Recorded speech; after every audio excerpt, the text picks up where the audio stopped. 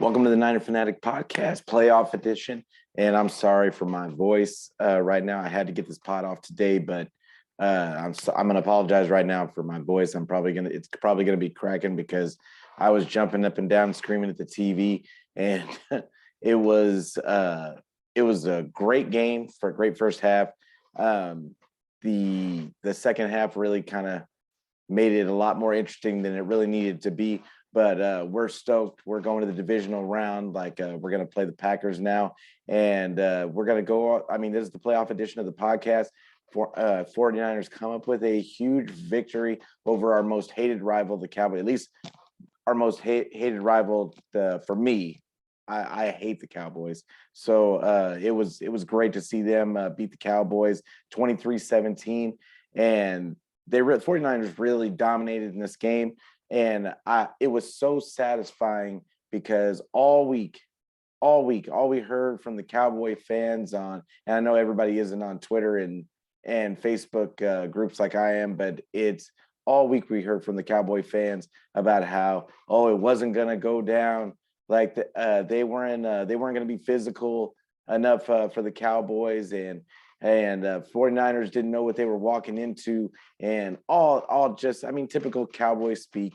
I want to say they do a lot of this, but at the end of the day, there's really no substance to it, and it's, yeah, they're kind of like their team. A lot of talk, nothing to back it up, and it was really.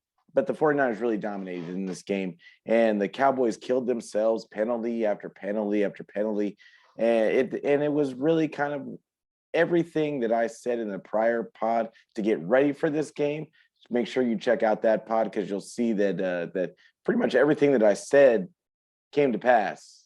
And there was a couple of things that I was surprised by in this game, but we knew that the Cowboys were an undisciplined team. You could see that on tape, but the depths of how undisciplined they were, it was just shocking. It was shocking to be in a playoff game like this, a home playoff game, and to have that many penalties and that many just undisciplined play. It was just really bad. It was really bad for them. And the fact that this game was even a one-score game, it really doesn't kind of tell the story of how badly the Niners really dominated this team. And Cowboys O-line, wildly overrated. All I heard all week was, Cowboys got 2 first ballot Hall of Famers on their offensive line. It's not going to go. It's not going to, your D-line isn't going to do this. They're going to chip Bosa and they're going to double team Bosa. Well, Bosa, you didn't even have that excuse for this game. Didn't even have that excuse for this game. And our D-line still dominated, which we're going to get into later. But O-line, Cowboys offensive line, wildly overrated. Wildly. Cowboys D, wildly overrated. It was once again, I think they were the most undisciplined of the group on that team. All I heard was, turnovers. This team leads the league in turnovers. This D leads all these sacks that they got and all this other stuff. Wildly overrated. We didn't see really any of that. They got 1 pick, but Jimmy just really handed that to him. So it wasn't anything that they did. It's just this team in general was pretty. I was surprised at how much the 49ers kind of handled them. But if Jimmy doesn't forget how to complete passes in the second half, I mean, this is a blowout. I can say that now that the game is over. But it would, like, really real talk. If Jimmy can just hit wide open guys, I mean, this is a blowout. It's not even fair. He had plenty of time to throw the ball. Plenty of time. He's just sailing the ball over guys and just not accurate at all in the second half. So the Cowboys really just got lucky. It wasn't worse than what it was. Jimmy G just kind of failed. He just kind of failed to hit those receivers, and it just really ended up it was frustrating towards the end because we're sitting there just waiting for the 49ers. You could see the offense just wanting to explode. They were just wide open receivers all over the field, and they just could not. Jimmy just couldn't hit those guys. He just couldn't hit them, and it was. But we've got to get through this last season with Jimmy. It is what it is. So he's our quarterback going forward, and we're just going to have to deal with whatever the repercussions are. But I'm just going to get started on the results of. Let's talk about the Cowboys first. Everything, like I said, everything I said about this team in the previous pod turned out to be true.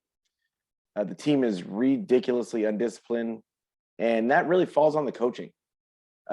Mike McCarthy, I've said it over and over again to people that I know and I've talked about it on Twitter and in spaces that Mike McCarthy he's terrible. He's a terrible coach. He hasn't, like, he was lucky to have Aaron Rodgers to get the one Super Bowl that he got. Like, but he is not a good coach. And it was wildly evident on this game that he did not have these guys ready to play. But it's been an issue for them all year because, like I spoke about in the previous pod, they're the most penalized team in the league, and for them to really implode like they did today, it really, I mean, he's not the answer. The Cowboys were looking for a coach after Jason Garrett. He was not the answer. I thought that was a terrible decision by them. But here we are. But he's not a real coach. He did not have this team ready to play. Dak is what I thought he was. Good, not great. He's good, not great. I just don't think I hear all these guys, the talking heads on national media talking about how Dak is elite and all this. He's not elite. He's just not. He is just not. He gets rattled quite easily if you can get pressure on him. And it's just he went 23 of 43 for 254 yards. He had one touchdown, one interception, and now the interception that he had, that was a great play by K1. So I'm not really blaming him for that, but I mean, he bounced a lot of balls to a lot of receivers. And but he had 4 carries for 27 yards and a 1 rushing touchdown. So, I mean, for that guy for them to call him an elite quarterback, I just feel it's false. I just feel it's false. He's the 49ers got pressure on him pretty much all day, and he never felt comfortable in the pocket. He had wide open receivers. He had open receivers a few times, and he was just bouncing the ball to him. So anybody that sits there and says, "Oh, well, it wasn't his fault, the offensive line let him down," no, he could have made reads, and he was finding open guys. He just wasn't willing to take the check down. It was crazy to me because I was expecting them to just kind of dink and dunk their way down the field, but he just would not take the check down. So it was pretty eye-opening for me because I always thought that he wasn't as good as advertised, but watching that performance, it just made it more evident to me. Elliott and Pollard were stuffed as expected. Their running game couldn't get anything going. Elliott had 12 carries, 31 yards, 4 carries, or Pollard had 4 carries for 14 yards. It was a typical Niner day at the office, shutting down guys that think that they're running backs that think they're elite. Elliott is not elite anymore. He's not. And Pollard, I think, is the better of the two, but he got no run. I don't know if he was hurt or what the case was. I think it might have been just they kind of had to go away from the running game because, for one, the 49ers were stuffing it, but the second thing was that they got behind so early that Dak ended up having to be the savior, and which he's not, but it just the game script got out of control. So, but yeah, once again, run game was non-existent. Like I said before, wide receivers got open. Dak couldn't get them the ball due to the pressure, and the 49er D-line just did not let him get comfortable, even after Bosa got hurt. And I keep telling everybody that this defensive line is not just Nick Bosa. And I will say this: if the national media does not know these people's to figure out how to get these guys' names right, how they are still calling Nick Bosa Joey Bosa. I mean, not just once. They didn't even bother correcting her. And it's just disrespectful. Half of the players, they don't even know on the 49ers. And it's just disrespectful in my mind. But once again, 49ers D was there to make every tackle. It was really impressive display by the 49ers defense. The Cowboys D, like I said earlier, was inconsistent, undisciplined. Penalties kept the 49ers drives going. And not that 49ers weren't making plays, because they were making plays even with the penalties. The penalties were just there, but it could have been even worse if they had taken all the penalties that the Cowboys could have gotten called for holding multiple times. It was just it was just bad all the way around for the Cowboys D. But they had no sacks. They had the one INT that Jimmy just handed to him by sailing the ball over Ayuk's head. But I will say this, they kept Elijah Mitchell under wraps for the most part. He still got 96 yards, but I mean, he needed 27 carries to get it. So yeah, they did a decent job against the run, against the outside. Specifically, the outside zone was where they really that you could tell that they focused on not letting the 49ers get that outside zone going. And but it opened everything up for the inside zone with Debo. So it was just a terrible coaching performance all the way around. It was almost like McCarthy watched the national broadcast, like ESPN, all week and said, "Oh, okay, this is what they're going to do," instead of watching the tape. Because if he would have watched the tape, he would see that all the things that the 49ers do to get and I will say this, it was almost like he was just a fan. I mean, the coaching was just terrible all the way around. I can't say it enough. They just did not have these guys ready to play. And like I said, my voice, I'm still struggling with my voice, but yeah, it was just, I can't, I'm still baffled by how terrible the Cowboys looked. But let's move on to the offense. Let's move on to the 49ers. And let's talk about our team and what I saw from them, because as badly as I talk about the Cowboys, we had our own issues in this game. And on offense, we had to settle for a lot of field goals, especially in the first half, because Jimmy destroyed one drive by himself. And then, in the second half, he just killed drive after drive. But the offense could have and should have completely dominated this game. I felt Kyle played a little, he started playing scared a little bit just because Jimmy was struggling. And what's baffling about the whole Jimmy struggling thing, there was nothing to make him struggle. He was just missing throws. There was no pressure. I mean, they got pressure on him a couple times, but he had 0 sacks. There was no sacks. And he had plenty of time to throw the ball and make decisions, and he just sailed. He kept sailing balls. And one of them was on the run, okay, but I mean, you've got to make those throws. You're a professional quarterback. You've got to make those wide open throws, on the run or not. So, but Jimmy had he went 16 to 25, 172 yards, 1 interception. His game was every bit of this stat line. Lower below average, middle to below average, and really it was It wasn't good. It wasn't good. I'm not going to sugarcoat it. Jimmy held this team back today, and they still won.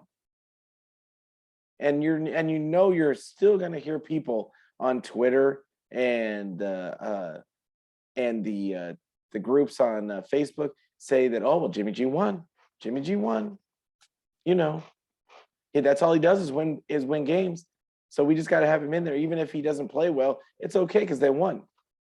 Okay, we're gonna eventually run into a team that takes advantage, that doesn't give us all these penalties and doesn't take advantage and starts taking advantage of the Jimmy G terribleness. I mean, it's terrible. It's hard to watch. But like I said, Jimmy played okay in the first half. He still stalled a couple drives, but he was terrible in the second. Missing wide open guys all over the place.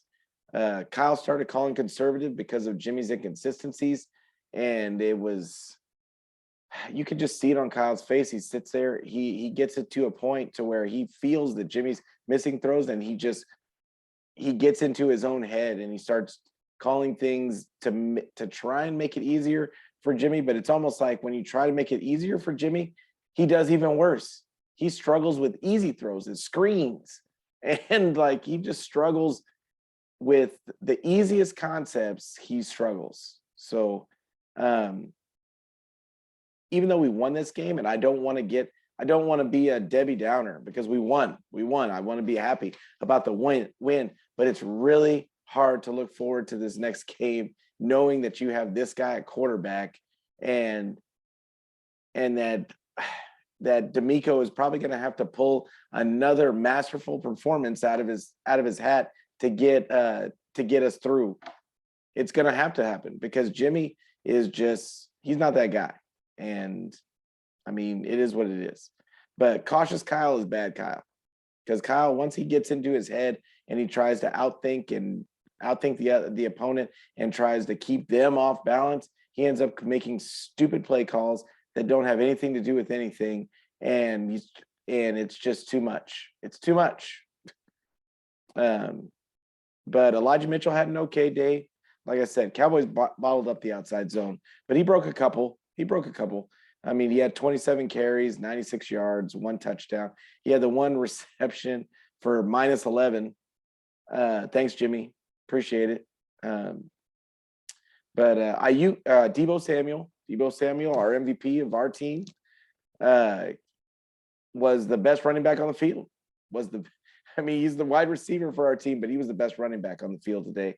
And then he contributed in the passing game too. He got a couple of catches, but he had 10 carries, 72 yards, for a 7.2 average, with 1 touchdown. And then he had 3 receptions for 38 yards.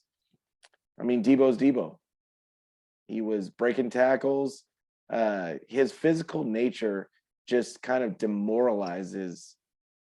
He just demoralizes corners and even safeties sometimes. And I feel like just him touching the ball, safeties and corners, they just don't want to even try to tackle him. And but it's great to see his physical nature. And I think he really loosens the game up for a lot of people. And but Ayuk had a good game, and it could have been huge because Ayuk was open all over the field. I mean, if Jimmy wasn't Jimmy, I mean, Jimmy only threw the ball 25 times in this game. But if Jimmy wasn't Jimmy and Kyle could open up this offense, Ayuk is going to be a monster. He's going to be a monster. Look for next year. Make sure you look for it next season. He's going to be a monster. He was breaking guys off with routes the whole game. And he had 5 receptions, 66 yards, but ran outstanding routes, was open constantly. Jennings, I mean, we talked about it in my last pod. I wanted them to use him as a battering ram to wear down these corners, but I mean, he's become Jimmy's safety blanket. On 3rd down, they're looking for Jennings. They treat him like Kevin Bourne and Kendrick Bourne. And except I feel like he's a little bit more athletic and he can get some run after the catch ability. So but he's becoming Jimmy's safety blanket. Jimmy's starting to really trust him on third downs. But I think he can do more if given the opportunity. But once again, Jimmy's only going to throw the ball 25 times. So there's only a limited amount of touches that can go around. And I just feel like, once again, we're talking about it, but Jimmy is holding this offense back. But Jennings had 3 receptions, 29 yards. It's going to get better. I know it's going to get better, but it's just hard. It's hard to watch when you see all these weapons on the field and these guys getting open. But I don't want to, like I said, I don't want to be Debbie Downer. We won, but Kittle was held to 1 catch for 18 yards. I just, like I said, I don't think that there was enough touches to go around because Jimmy only threw the ball 25 times. So that's a limited amount of target, and he's not going to complete 100%. So, I mean, that was 16 passes. So 16 receptions to go around to the 4 guys that I mentioned, who are all solid. And and I mean, that's not even mentioning the running backs. So it's, in order for these weapons to get to all contribute, the offense would have to look way different. And so it's just a guessing game every week on who is going to show up, who is going to be the one that Jimmy trusts that week. But I think Ayuk is getting more and more trust every week. Jennings is definitely trusted by Jimmy. So it'll just be interesting next week to see how Green Bay covers these guys, because it's a guessing game. It really is. It's a guessing game. And the way Kyle is drawing up plays, getting these guys open, I mean, it could be anybody. Anybody could go off on any given opportunity. So, but let's move on to the defense. We had another dominating performance. I can't say enough about DeMeco Ryans. I really can't. DeMeco Ryans is becoming a mastermind in my mind in his first season as a D coordinator. It is amazing watching him. It's amazing watching him lose guys on the fly and create, and still just not missing a beat, losing guys on the fly in the middle of the game. He must have at least had to be 4 or 5 guys that they lost in the middle of this game, and we didn't really see the defense miss a beat. It was like, okay, no big deal. Next man up.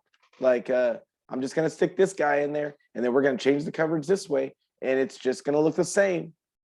I mean, it's impressive. It's impressive. You really cannot. You cannot. I don't think that there's anybody more valuable on this team right now than DeMeco Ryans. I'm just going to say it. Bosa is going to be in the concussion protocol now.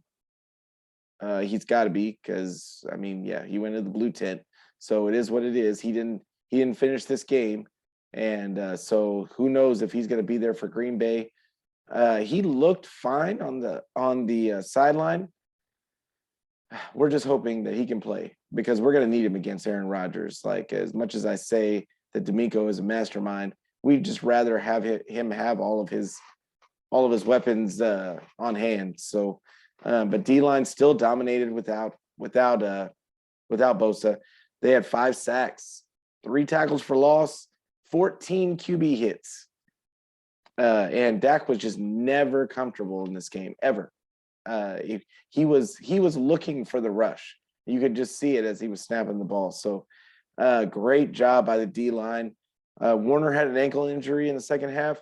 We're going to continue to monitor that because he is really the kind of the leader of this defense. I shouldn't say kind of. He is the leader for this defense. And while Aziz can do an admirable job backing him up, I think he started for him once this season. You want all pro Fred out there. He gives the defense leadership, and he gives the defense confidence in him, confidence that he'll put them in the right position. So you definitely want Warner out there. Armstead and DJ Jones, they dominated the interior pretty much all game. Mosley was the leading tackler. which is crazy to say. The corner was the leading tackler. He had 12 tackles, 10 solo tackles. Outstanding job tackling. And I said in my last pod that tackling was going to be a key in this game, and it totally was. When when the Cowboys caught the ball, they were tackled immediately. Most of the time, I think the tight end got open for a nice run on one of them, but for the most part, tackling was not an issue for the 49ers. But Ambry Thomas, I mean, he didn't have a pick, but he was outstanding in this game. He coming up, making tackles in the run game. He defended really well, was constantly in position. So, I mean, I just don't see a weakness in these corners anymore. And I think the teams are going to have to start to take notice. They're going to have to start to take notice that those corners aren't as weak as they thought. So now this defense really, you have to start looking at this defense as a complete defense, and where are you really going to attack? Because the D just shuts down run games. Like they're not gonna. The Green Bay is not gonna run the ball in this next game, and so it's gonna come down to Aaron Rodgers, and can the D line dominate like they did in this game, and like they have been the past 6-7 games. So, but K'Wan Williams, he got toasted. That was one of the times when a Cowboy receiver really just toasted one of our guys.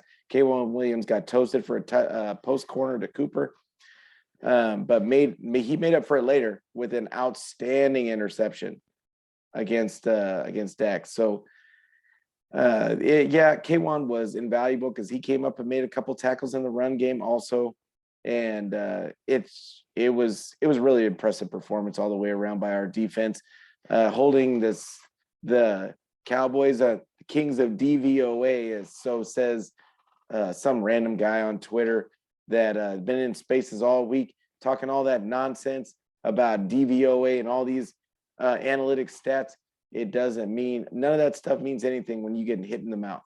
So D'Amico had, like I said before, D'Amico had losses on D throughout this game, but it didn't matter. The D just did not lose a step. That next man up mentality, and they just played great. Just as much as the Cowboys defense was undisciplined and not prepared for this game, the 49ers were the exact opposite. The defense was ready, and they were ready for all of it. I can't say enough about the 49ers coaching staff. They had this team ready to play.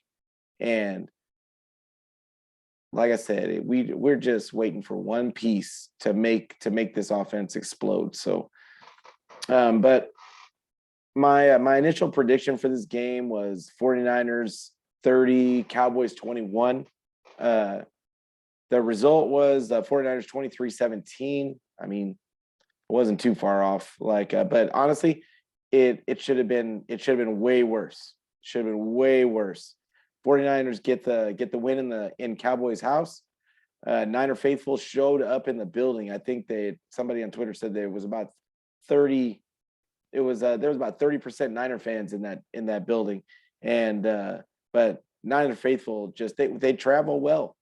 They travel well, and they don't ever let a building just become overwhelming for their team. So their team is going to hear them cheering them on, and just great job by the Niner faithful. I wish I could travel with y'all, but I mean, it is what it is. Really proud at the end of the day. Really proud of the defense. Feel like this offense is just waiting to explode. It just comes down to having the right person to throw the ball. I mean, we can't trust our quarterback to throw the ball more than 25 times, and they ran the ball 30, I think officially like 37 times in this game. So it just comes down to we're stuck with Jimmy, and he is really kind of holding this offense back, because I feel like these guys are waiting to explode, and Yeah, it's a little frustrating. It's a little frustrating if you can't tell. But 49ers beat a talented team, but they have to get better at taking advantage of the team's mistakes. We cannot sit there and multiple balls should have been picked in this game. As good as I talk about the defense, it was really frustrating having the ball hit guys in the hands and not coming up with the interceptions. You have to make these teams pay for throwing bad balls. And the 49ers just do not do that.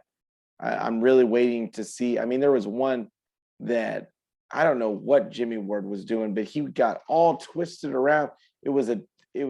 Dak kind of threw it up as a jump ball and way overthrew the receiver. And Jimmy just got, I don't know, it was like he had a spasm or something, and he just couldn't come up with the interception. But that one, and then there was one other one where that they missed, another pick that they missed. It was just the 49ers have to start taking advantage of these. They make this game way too hard on themselves. But Rodgers is not going to make the same mistakes as Dak. I don't think. So the field goals that the 49ers are getting where Jimmy just stalls out the drive, they're going to have to turn into touchdowns. Kyle's going to have to figure out a way to simplify this offense even more for Jimmy to make sure we turn those field goals into touchdowns. We cannot trust that D'Amico is just going to save the day every week. It's just not realistic. So, but like I said, Jimmy has to be better for the 49ers to advance. Wide open throws have to be converted. Next game is against the number 1 seed Packers in Lambeau. It's going to be cold, which plays right into what the 49ers do. They run the ball. They like to run the ball. The Packers are going to try and run the ball, I think, but I think that that goes to the 49ers' strength also. We have a punishing defense. Our defensive line, we get pressure with 4, and it's going to be. I think it's going to be another close one. We had a close one with them earlier this year, and that ended on a field goal. I mean, at the end of the day, we gave him 38 seconds to go down the field and score a field goal on us. I don't think it's going to be the same outcome, but I think it's still going to be a close game. But we'll get into that later this week after I've had time to kind of break down what the Packers have turned into since that game earlier in the season. But thank you guys for listening and watching, even with my terrible voice right now. Can't wait for this team to continue this journey and see how good they can be. Like I think that they are running on all cylinders. They're just missing one piston that's just not firing. And you're gonna be fired this offseason. But I mean, we're missing that one little aspect. And if we can just get good Jimmy in this next game, I think we have a good chance. So once again, thank you guys for listening, watching. And we beat the Cowboys. It's a great day. It's a great day in Ninerland. But thank you guys, and go Niners.